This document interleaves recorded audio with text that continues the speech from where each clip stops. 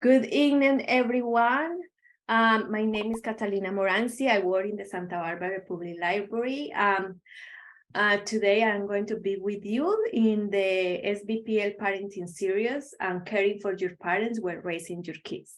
So I know many people, I want to say thank you before everything to take the time to listen to this information that is so important. And for those that can't make it or you want to see it later, we are going to record this class and we share it with you. It will be in YouTube.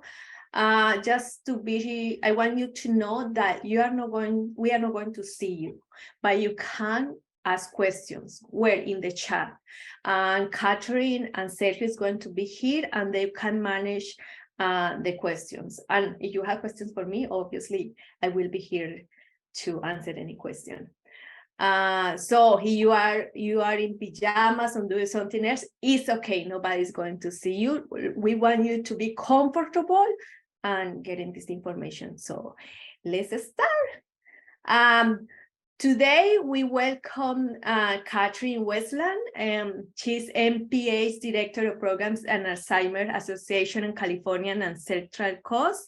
And Sergio, he's going to be with us too. Sergio Sendejas is Community Engagement Manager in Alzheimer's Association, California Central Coast. Welcome. Hello, thank you so much for having me. Great. Okay, so hi, everybody. Thank you for coming tonight. It's lovely to, can't see you, but lovely to know that you are all here. We're going to be talking about something called the sandwich generation.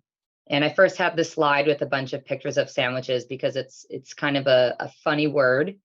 And a lot of people might know what it means, but most people don't. I think when I initially talked to a representative of the library and they said that this word has come up a lot in some of their groups, I was surprised because we refer to this group of the population often, but don't really use this word. So anyways, what is the sandwich generation?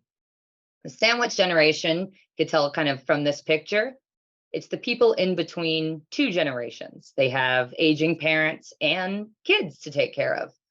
And that is one of the fastest growing populations in the United States right now. And you might wonder why. Well, the baby boomer generation is now they're already at the age, but also getting closer to retirement. And the life expectancy has increased and adults are also waiting longer to have children. So if a couple is waiting longer to have children, their parents are aging older, and then they're caring for their own young kids. So the sandwich generation are the people kind of stuck in the middle. And I know this slide looks like it's kind of scary. They don't have the happiest look on their face. And this is from a graphic that was a part of an article that talking about the stress of being a sandwich generation person. And we'll get to that, but it's not all bad, I promise. But before we jump into that, I just wanted to give some context of that picture. I do want to talk a little bit about myself and why I'm here, where I'm coming from. So as Catalina said, I am the Director of Programs at the Alzheimer's Association's California Central Coast chapter. The Alzheimer's Association is a massive national organization. We are the third largest dementia science organization in the entire world. And we do a lot of research and advocacy to advance our understanding of Alzheimer's and other dementias so that we can get rid of it. Our ultimate goal is to create a world without Alzheimer's and other dementias. And while we are inching our way there, I literally mean that, we are inching our way. We still have a lot of work to go before we can find a cure for this terrible disease. But what do we do in the meantime? That's where we come in. Myself, my coworker Sergio is here. He is another one of our team members. What we do here on the ground in the Central Coast, in Ventura, Santa Barbara, and San Luis Obispo County, is provide services to those going through it. So our big organization is doing a lot of work to make a better tomorrow, but we're also trying to help people get through today. Get through one day at a time is really our ultimate goal in the work that we're doing. Caregiving is extremely stressful. This is a very difficult journey, and we want to support people as much as possible. So that's why we're here. I grew up on, can you see my mouse if I do this? Okay. I grew up on this side of the sandwich, and my mom was right here in the middle.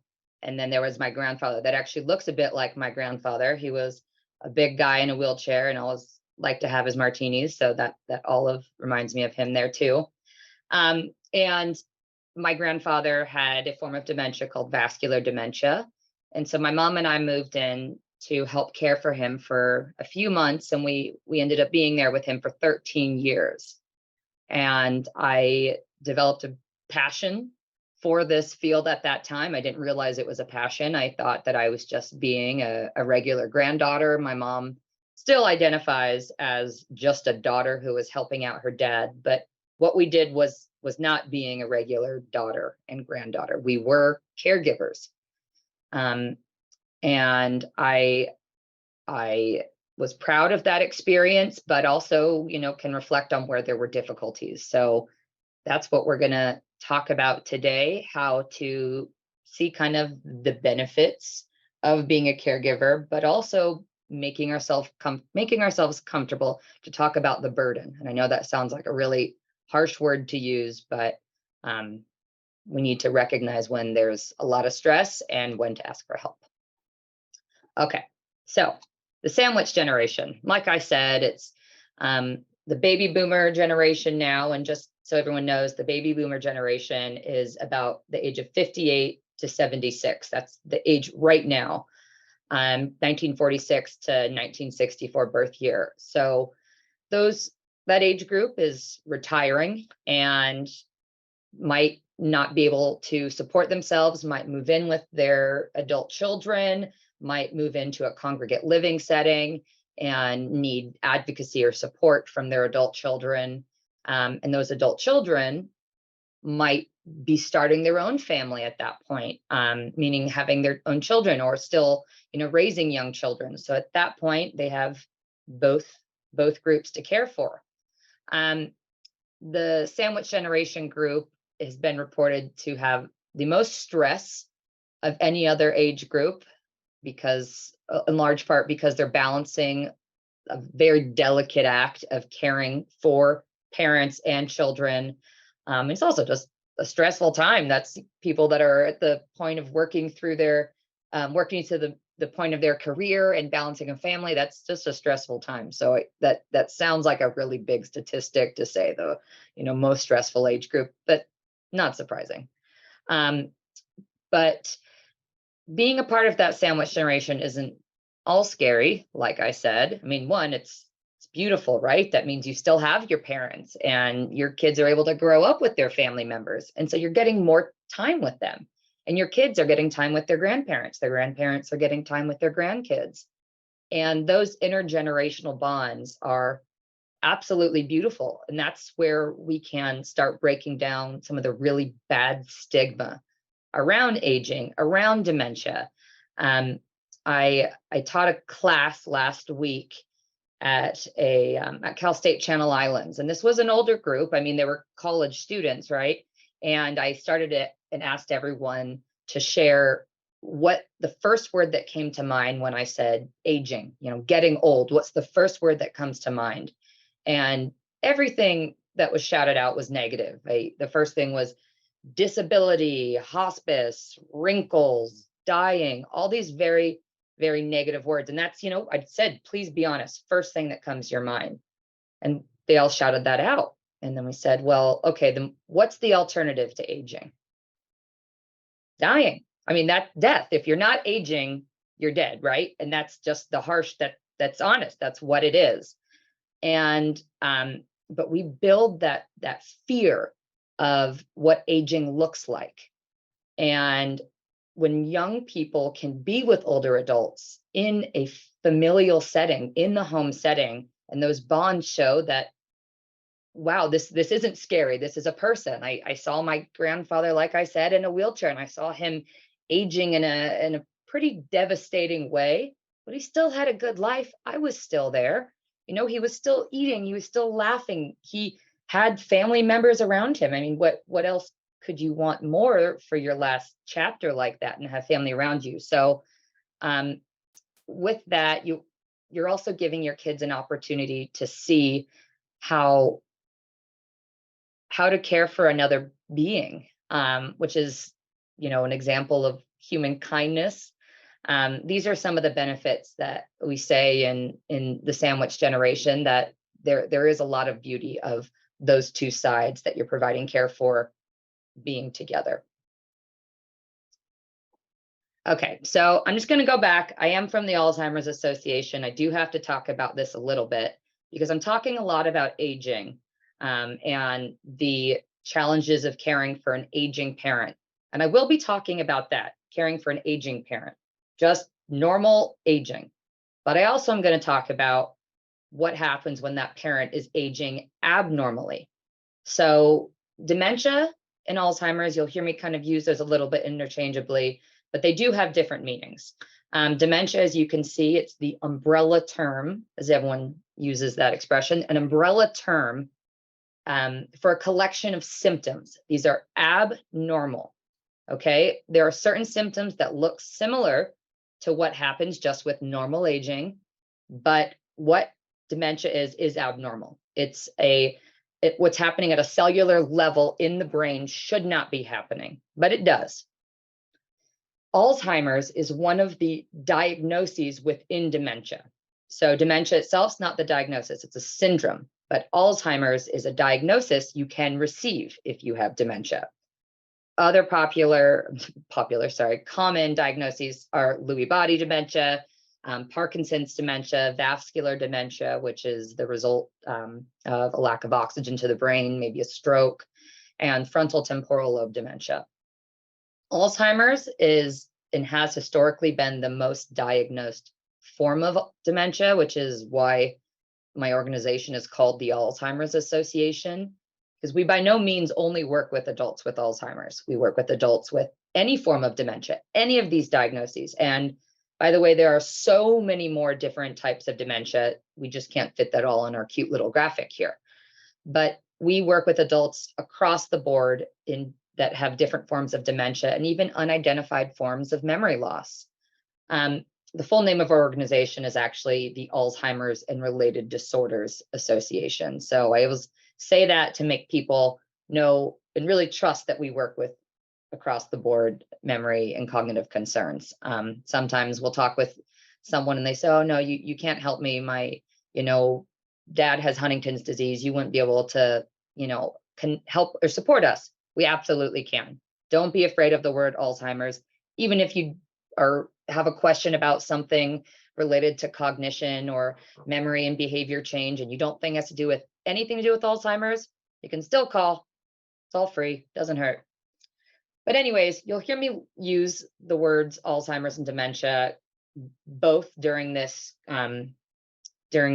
presentation, but just want to make that clear that dementia is an overarching term for a collection of symptoms that are abnormal. They're not normal aging, abnormal, affecting behavioral functions, cognitive functions, executive functioning, and severely impact daily life.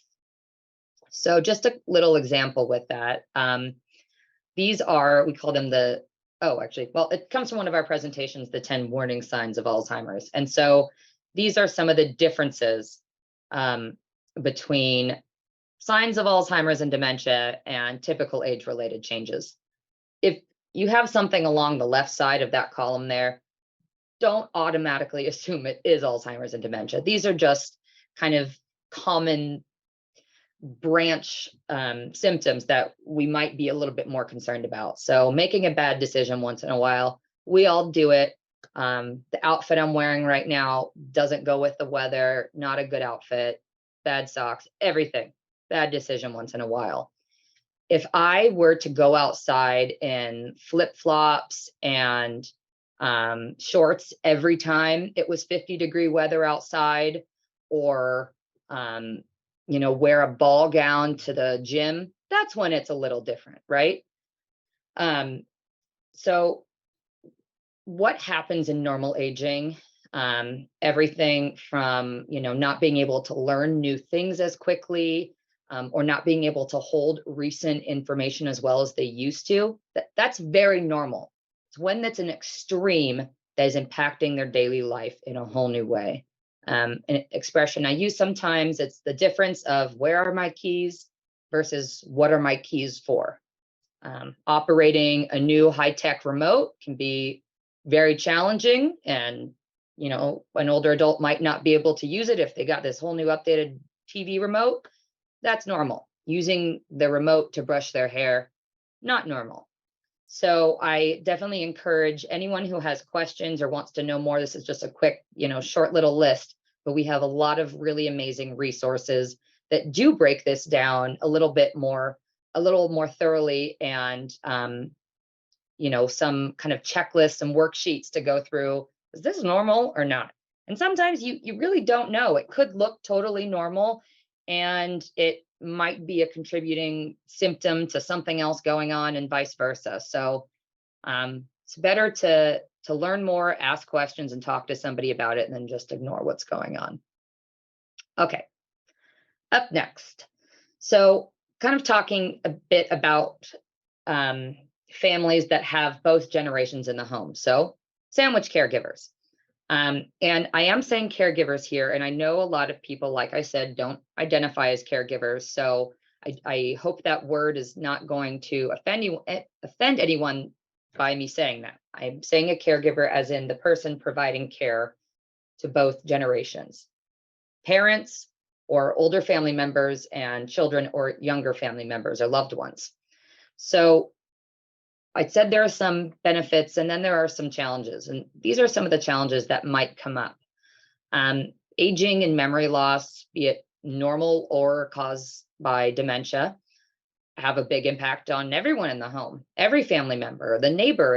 It's obvious when there are changes. It changes relationship dynamics, but it can have a particularly strong impact on children, especially if the memory loss or behavior changes are from someone living with Alzheimer's or another form of dementia. So each child will react differently to someone who has Alzheimer's or other dementias, but they'll probably have questions, and we'll go through some of the education about it. But I want to talk now about some of the reactions they might have. I was saying to Sergio, my coworker, yesterday, that a lot of these adjectives to describe what kids are going through are things that kids already feel. I, as a younger caregiver growing up, I mean, I'm sure I felt all of this because I was a caregiver and supporting my grandfather, but I was also a kid that has tough days, right? But these are some of the things that you would look at. So being sad, confused, frustrated is certainly one. I think most people have seen in movie or TV, or at least heard about it somewhere, that a very common symptom with Alzheimer's and other dementias is repetition, asking the same question multiple times, or forgetting someone's name multiple times. That's frustrating to anyone, but especially children. Their ability to be patience is a challenge, as we know, but their ability to be understanding that the cognitive process is different, and it's that it's a disease causing that, not just grandma being a bit pestering. It's hard to understand that, and that can be extremely frustrating. Also can be extremely embarrassing. A pretty common symptom with Alzheimer's and a few other dementias is a change in executive functioning. So a change in functioning that's telling you when to do something and when to not. For example, when to yell out a bad word or to say something without a filter. That's something people might do as part of a symptom with Alzheimer's and dementia. That was something that was really big. My grandfather would shout profanity a lot. And, as a kid, when my friends would come over and, their parents would drop them off and hear that, they would think, oh my gosh, what is this household? And that's something that, I would definitely encourage parents to look at, talking to their kids, which we'll get to in a bit, and explaining that it's a part of the disease. Grandma, grandpa, uncle, aunt, this is a symptom of the disease. They're not mad. They're not trying to embarrass you, but unfortunately, as kids, we have that cloak of embarrassment that just sits around us anyways. Something else is jealousy that the kids might feel in that caregiver role in between the two generations. There can be a lot of pressure on the caregiver, any of you that are in that role, of how to spend your time, how to give more time and more energy to making sure the needs are met for, say, your parents and your children. And, this also extends, I keep saying in the home, I should say this extends if one of the generations isn't living with you. If your parents aren't living with you, you could still be their caregiver and supporting them, emotionally, financially, physically, spiritually. There are other ways you can be a caregiver. So I just want to throw that in quickly. But depending on how much time you're spending with them, it can perhaps cause some jealousy or that feeling of guilt in the caregiver, in the children. So these are some common reactions when there is a family member that has something going on more than normal aging.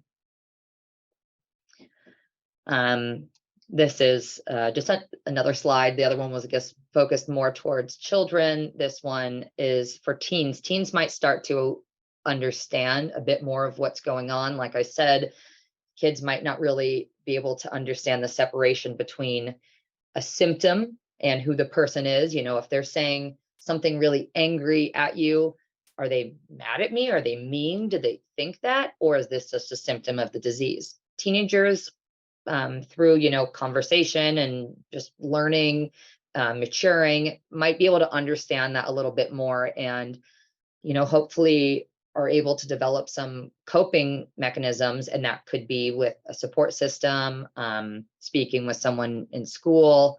But that doesn't, a teen going through this might not have grown up with this scenario. They could be 15 years old and suddenly have grandma come move in. And that sort of change could lead to feelings of, maybe being a bit left out, someone else in the home needing more care. And, some of the caregivers that I'll work with that are going through a situation like this with their teenagers or older children, is wanting to spend more time away from the home. I mean, the reaction of children kind of feeling embarrassed. For teens, they get the independence and just want to get out of. So, again, these are all signs I think that every teen will have and go through, but certainly something to recognize and acknowledge if you are in a situation of providing care for a parent and your children, and if any of these are kind of exemplifying in any way. Okay, so here are some of the common questions that you might get from your kids. And it's important to anticipate there'll be questions. I mean, hopefully there are questions. If there's not, prompt them, and encourage kids to ask questions. Encourage them to, interact with the situation, learn more. So questions about what's going on with disease, questions about how it comes about. That's a really, really big one. And that's that plays into the fear that children will feel. If that was a concern I had, my grandfather had a form of dementia. Is my mom going to get it? Is this how I'm going to be living in, at 40 years? How does this work? And that's something a lot of people still don't understand, the genetic component to Alzheimer's. But while from what we know from research now, and again, research still has a long, long way to go, not just in finding a cure, but in solidifying our understanding about how Alzheimer's disease comes about. There's a genetic component, but it is fairly small. It is one of the only other components that we've been able to identify as a potential risk factor, but really the number one risk factor is being over the age of 65. That is the absolute number one risk factor. So if your children are asking you about it and are saying, or expressing that they have fear that, you, a parent or a guardian or, another family member might have this disease, really assure them, validate their feelings, and talk with them about what what the reality of this is, right? And that does require, having a bit more education on the risk factors. But like I said, the only risk factor we're very sure about as the strongest is aging. So, but more than anything, validate their feelings. It is scary. And even if they're not asking about you developing Alzheimer's or someone else, there is still a lot of fear about this fatal disease. Some of the other questions that are here are about symptoms. So like I said, helping your children understand the separation of a symptom and then a personality behavior, I guess is the best way to say that someone could be doing certain things that are part of the disease, not about the person's personality. So assuring your children that, I think the last question there, will grandma forget me? Yes, the name might not identify with the face right away, but do not forget your emotions, that love will not go away. That is the human. Well, the ability to say the name, that's the disease. That is, the disease takes that and it's terrible, but the ability to feel and receive love, disease does not take that. The ability to feel joy, to feel pain, to feel sadness, that stays with us. It might be triggered in different ways. It might be expressed in different ways, but that does not go away. And so that's something that I think resonates very well with children, to understand that the emotional side is there. It's a weird thing to think about. It's a bit, abstract, but that's something that would be really, I think is really important to express to children, particularly if the older adult is forgetting their name or forgetting, certain things that they do, forgetting their age, forgetting accomplishments they have, things like that mean a lot to children, reminding them that those are just parts of the disease that are happening.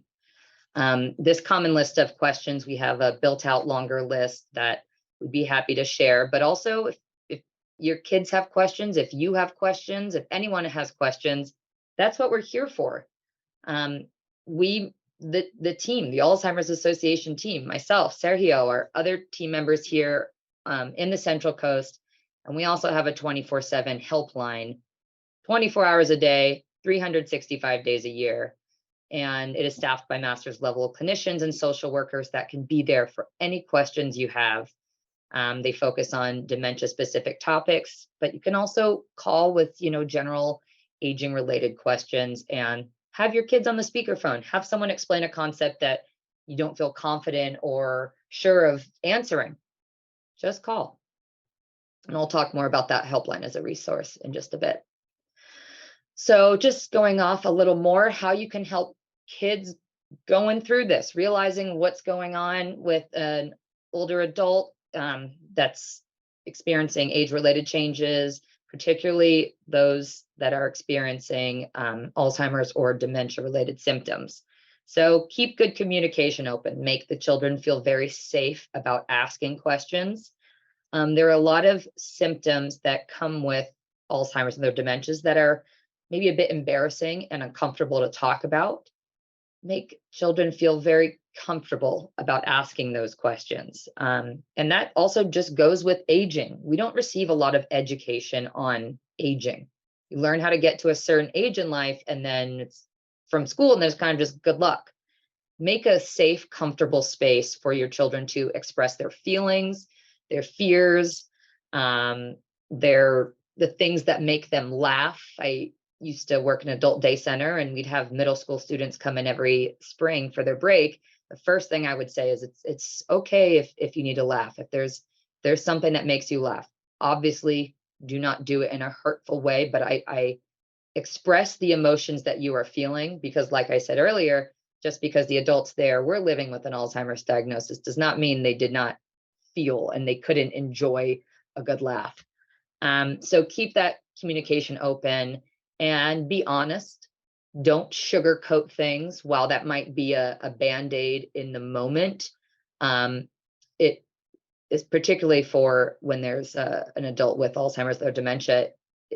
It might be an answer that soothes the child in the moment, but Alzheimer's is a progressive disease. It's a neurodegenerative progressive disease.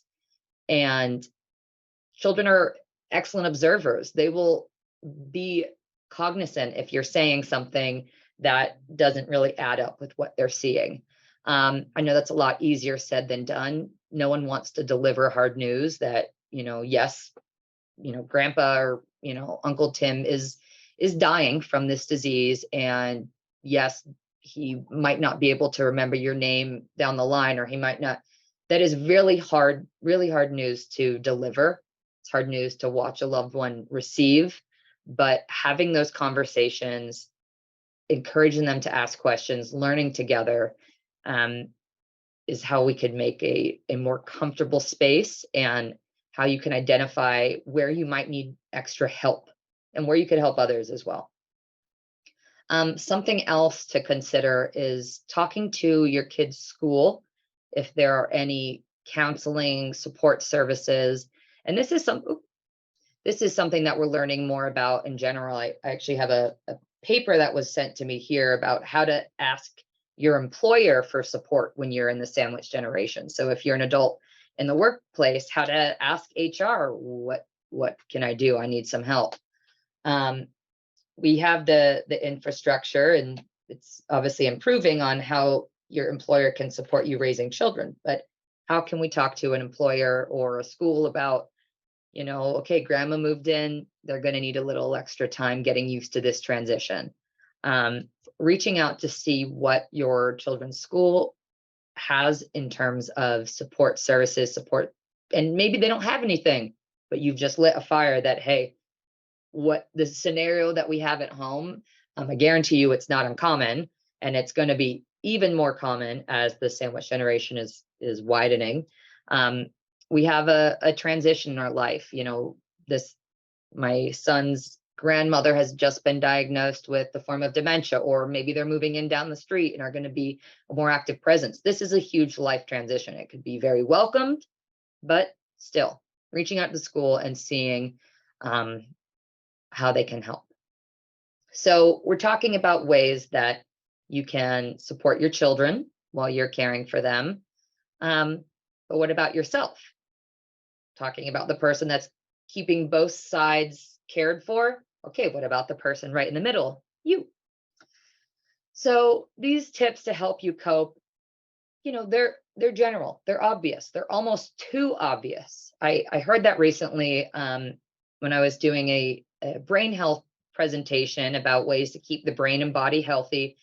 And sometimes when there are tips that are so obvious, like, take a break, go for a walk, eat well, get enough sleep, when it's so obvious that you forget about it, right? I don't remind myself every day to get up and stretch my legs if I've been working. I've read that a million times. If I'm sitting for X amount of hours, you should get up and, move your body. But it's so painfully obvious, and it's been drilled in our heads that we just stop hearing it. But take a moment and really do listen. Listen to what your body needs, what your mind needs, what your soul needs, and identify where is my stress coming out? How is my stress presenting itself? Could be a physical problem. A lot of people will get really bad stomach aches, headaches. There could be, hair loss, change in appetite. Pay attention to that. And, speak with your doctor about it. Speak with your loved ones.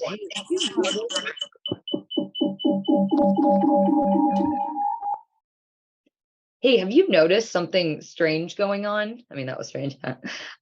Be present with yourself, and also be realistic.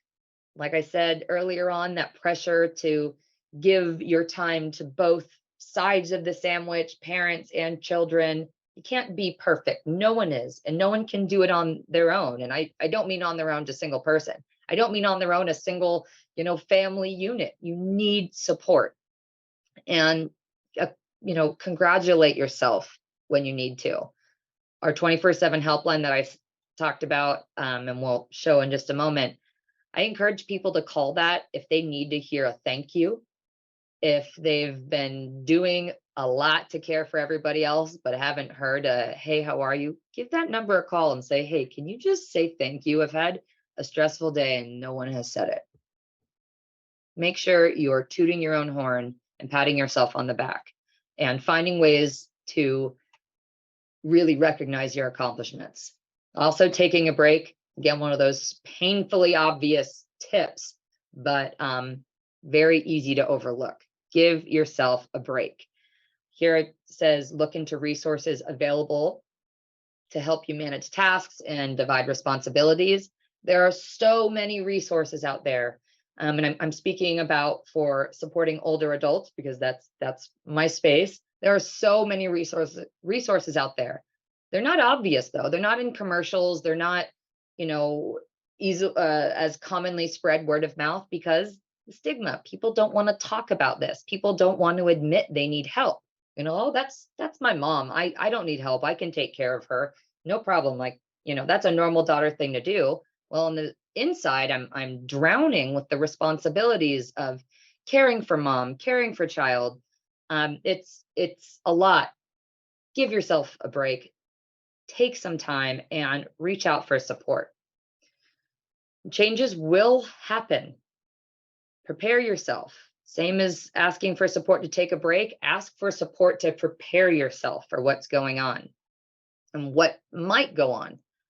We have a really wonderful network of support groups for adult caregivers, children caregivers, spouse caregivers, a whole spectrum of people involved in the care of someone with a dementia diagnosis. And one of our team members, Jordana, always says, this is a good place to go and hear things that scare you from other caregivers. Because then in the moment you hear that and you can start to process what that might look like in your own situation. So that if it happens down the line in your caregiving journey, you know the steps to take and you've begun the coping mechanism process of how you can help yourself get through this scary time. Any changes are scary, particularly when they're in the people you love your most, your parents and your children. So this is just my final slide here. I saw this in a video and just stole it from them, but talking about resilience as the ultimate tool. So we talked about the skills to help you cope, but really being resilient. And I know that was a word that was thrown around so much during the pandemic, as we're tailing out of it, resilient, how businesses were resilient, how family units were resilient, relationships were resilient, how children were resilient, changing up their entire life, which is being outside, playing with other kids, going to school every day. We talk a lot about resilience, and I don't want that word to be taken as just getting through the hard times. It's a beautiful thing to have, that to strengthen and prepare yourself to really, how can I best explain this? It's a process, I should say. It's a process. Being resilient is a process. It doesn't mean things are not going to bother us anymore. Things are still going to be challenging in our life, but we just have a better capacity of coping with them. Like a rubber band that stretches, it's going to continue stretching and snap back. But resiliency makes it so the band is less likely to snap. Continuing with the challenges that happen in life, but preparing to cope with them as they go. And the way you could do that is asking for help. It's a sign of absolute strength to ask for help, and an absolute sign of strength to accept help. But sometimes, especially in caring for older adults, as I said, we don't receive a lot of education on aging, and so obviously within that, don't receive a lot of education on Alzheimer's and other dementias. So sometimes we don't know how to ask for help. We're struggling, but what do we ask for help for? What do we do? That's where we would come in. I can give you a long list of things that you can identify and see if, okay, maybe I need a little help with this in this area or that area. And also we support people who are looking to help and don't really know what to say. So that could be any one of you as well, where you might know someone who you can recognize they need a little extra support, but how do you kindly, politely, respectfully, and meaningfully offer that support? It's not very obvious, but that is something that we do at the Alzheimer's Association, help people identify those ways to help others. I like to think most people do want to be nice. They want to be kind to their family and their neighbors and the greater community, but sometimes you don't really know the right things to do, so people might pull away. So that's where we come in. So we help, like I said, here on the ground. We have education programs with a number of different topics, from more in-depth conversation over the differences between normal aging and abnormal aging, Alzheimer's, other forms of dementia, on how to live well for the brain and body, health connection, understanding different types of behaviors that one might demonstrate with a dementia diagnosis, classes on how to have conversations that are really challenging. I'm actually going to be hosting a workshop here at our Santa Barbara office on December 13th to take a pen and paper and write down the script of how to talk to someone that you're concerned about, how to approach them with your concerns, and also how to talk to family members about it. Hey, have you noticed there's been some changes in mom? Like, how should we address this? Or how should we're here to support you on that. And we offer education programs covering that. Also programs on how to keep up meaningful connections with older adults as they age and as memory and other functioning changes. We also have support groups, as I mentioned earlier, a huge network of support groups all across our chapter, and are really building out a more robust network of support groups here in Santa Barbara, which is excellent as well. One of the other things we offer are in person, or we can do them virtually as well, but consultations, which are one-on-one engagement with a family to discuss their unique situation and unique needs. I could see 3 different people in my office in the same day. Maybe they have the exact same diagnosis. Each time it's a spouse bringing their loved one in to talk about, similar, but what I might talk with them about, the direction that we go, could be completely different. And that's an extremely special and a unique service that we offer. Again, all of this, all free, no cost to any of these services.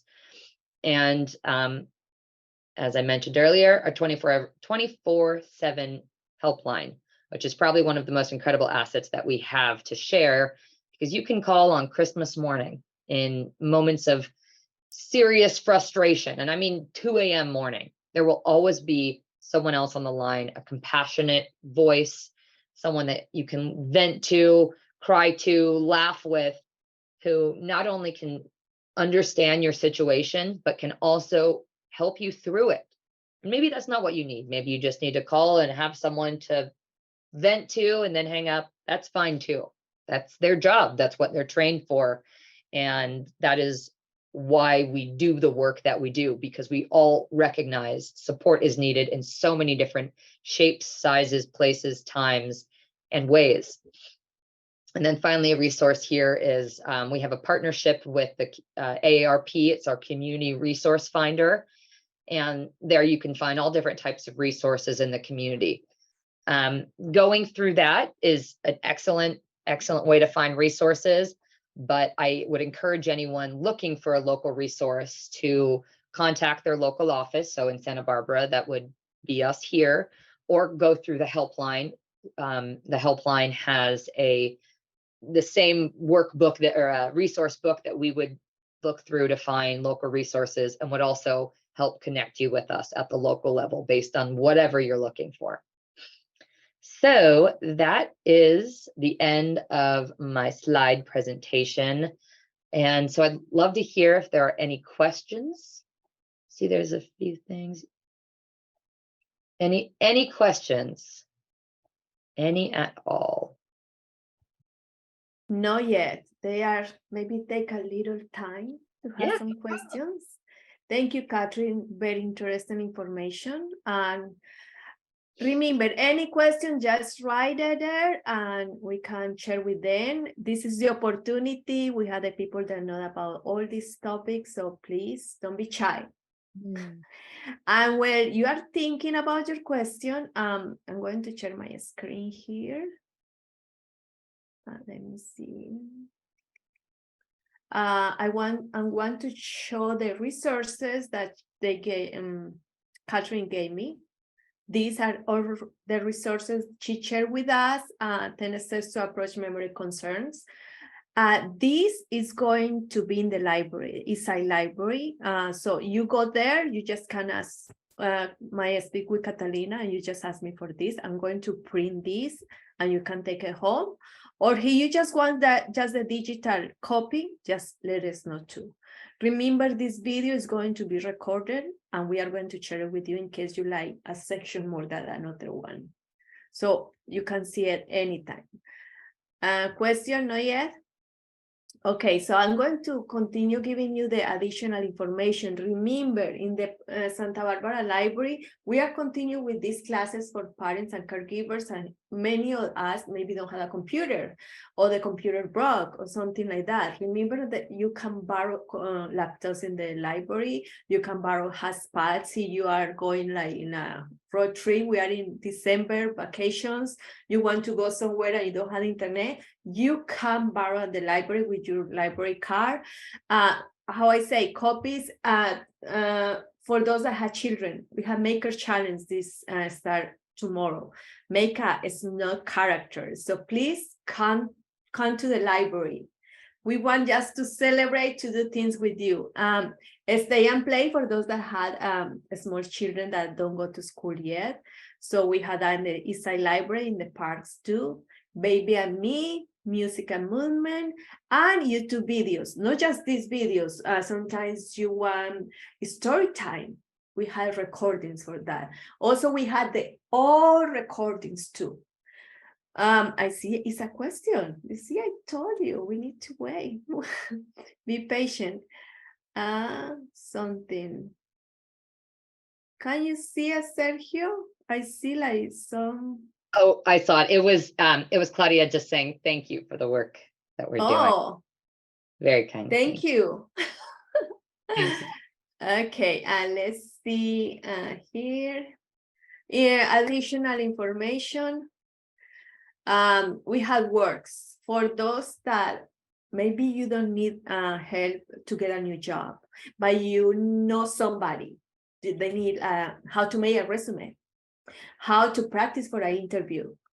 All that, you just can't set an appointment from Works and they will help you. We have community connections. Example for this, maybe you want to apply for something, for help to Medicare, but you don't know any of the process. Come to the library and we have somebody, a social worker, that will help you to do that process. These people that don't know about computers, right? Not everybody knows computers, or not everybody wants to know, but they need to use it. We have people that teach you too. Safe. Everybody that works in restaurants needs to have a permission to handle food. So they need to have like classes. We provide that in the library, but you have to go there and it's like by appointment. OG readers, that is for grade 1 to 4th grade. If your child is like a little behind or needs a tutor from the 1st grade to 4th grade, we provide those too. For those that had teenagers, TAB is a group just from teenagers, so they had the opportunity to decorate the library how they want. They make decisions, so they feel more involved. And sometimes we see teenagers that sometimes go to the library. They feel comfortable in the library. So we are trying to like reach every people in our community. We have library lab that is for children from toddlers to teenagers, like science, STEAM. So every Saturday, and for those that haven't finished high school, you can do the career high school online too. So I am trying I give just a little thing because I know many people think just the library, just good. So we have plenty of team. Please come, don't be shy. And Any question, just let me know. But before, since we are talking about Alzheimer and dementia, the library has kits for dementia. And Catherine knows that, right? I just brought one. This kit, you can see it? No. It's kids and they bring like many things. Like this one is a recording, and they had things like to exercise the memory. Like this one is memory land for 1960s.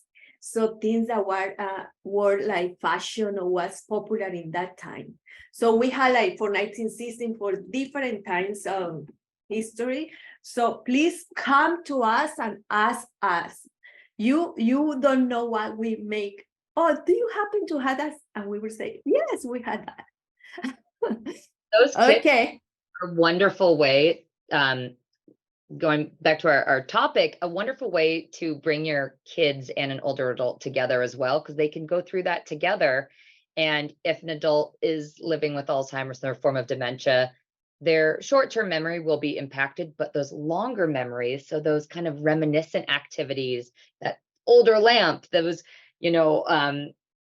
books or any sort of activities there, music that might trigger a memory from their childhood, that could be really fun and is a nice, or fun for them, but also fun for kids to see that side of their loved one that might not come out when they're, in the modern day reality that they're not quite comfortable with. No, actually, children's now, like all these ads at TikTok, you see, they listen to the old-fashioned songs. It's like, oh my God. So can be like, yeah, fun. And my name is Catalina Moranzi. You may know me. I'm going to go to be with you, and I am more like in the Eastside Library, but if you need me, this is my phone number. Ask me anything you want. But I will answer here. Here I have the answer. And these are the online resources Catherine and Sergio shared with us. So you can take a picture, or we are going to share this with you. And thank you for joining us. We had another question. Which one? Can you show the previous? Let me see which one. We were here. This one. Karen?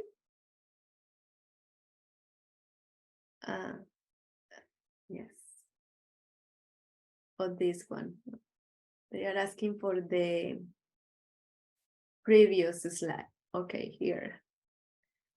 It was the resources you show. Okay, the resources. These ones. Okay, the 10 steps to approach memory concerns. So again, you can have, you want the link, Karen, or anyone of you want the link, send me an email or call me in the Eastside Library. I'm going to be there tomorrow at 10. And ask for me and I will send it to you. Or you just pass by the library, I can give the paper. You just say, oh, I come for that. I will have it there for you ready. More questions? No, we are good. Claudia, thank you. We are good. So thank you so much, Catherine, for staying with us. Sergio too. For those that are interested in practice Spanish, let me tell you, we are having this same class tomorrow, but in Spanish. So if you are interested, just go in the website and you can register yourself. And I'm going to be here, Catherine is going to be here, and Sergio is going to be here, the whole thing, but in Spanish. So you are welcome, come to practice your Spanish. Please, thank you, Catherine. The information is very, very important, like how you tell us, like between children's, teenagers, because his behaviors like are totally different. And I think it's very important what you said. They don't mean to do it. Mm-hmm. They are not attacking you. They just like, it's part of the yeah, that sometimes we take it personal. So it's nice to, and be strong. I think it's easy to say it, but we had to be strong to put yourself, say, okay, this person don't mean to be mean, right? Yep. And okay, and thank you so much, everybody. Thank you for taking the time to come today, and see you next time. January will be our next class. Be looking for the class, and thank you so much. Thank you, Catherine. Thank you, Sergio. Thank you. Bye. Thank you, everybody. Bye. Bye. Bye-bye.